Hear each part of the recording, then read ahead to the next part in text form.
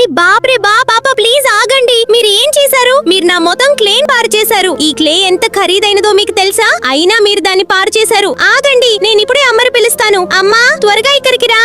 హరీనా బేటీ, నీ అమ్మను పిలవకు. నేను నీ క్లేను పాడు చేయడం లేదు. నిజానికి నిన్న నా ఆఫీస్ కు ప్రపంచంలోనే అతిపెద్ద యూట్యూబర్ మిస్టర్ బీస్ట్ సర్ వచ్చారు. ఆయన నాకు ఒక ఛాలెంజ్ ఇచ్చారు. నేను క్లేతో ఒక అందమైన విగ్రహం తయారు చేస్తే ఆయన నాకు మొత్తం $10,000 ఇస్తారు. నీకు కూడా తెలుసు కదా. ఇప్పుడు నీ అమ్మ ఆసుపత్రిలో చేరుంది. డాక్టర్ వీలైనంత త్వరగా డబ్బు ఏర్పాటు చేయమని చెప్పారు. అందుకే నేను నీ క్లేతో విగ్రహం తయారు చేస్తున్నాను. ఈ ఛాలెంజ్ గెలిచి నీ అమ్మకు చికిత్స చేయించటానికి. అరే పాపా నన్ను క్షమించండి. మీరు నా క్లేన్ పాడు చేస్తున్నారని అనుకున్నాను. కానీ పాపా క్లేతో విగ్రహం తయారు చేయడం చాలా కష్టం. మీరు క్లేతో విగ్రహం తయారు చేయగలరని నాకు అనిపించడం లేదు. మీరు ఓటమిని ఒప్పుకోండి పాపా. ఈ పిల్లలు మనకు సపోర్ట్ కూడా చేయరు, ఎందుకంటే మనం పేదవాళ్లం. ఈ పిల్లలు ధనవంతులకే సపోర్ట్ చేస్తారు, మనలాంటి కష్టపడే వాళ్లకు కాదు. అరే నా బేటీ, అలా అనకు. ఈ పిల్లలు చాలా మంచి మనసున్న వాళ్ళు. ఈ రోజు అందరూ మా వీడియోకి లైక్ చేస్తారు, ఛానల్ ను సబ్స్క్రైబ్ చేస్తారు, అలాగే కామెంట్ లో ఒక రెడ్ హార్ట్ కామెంట్ చేస్తారు.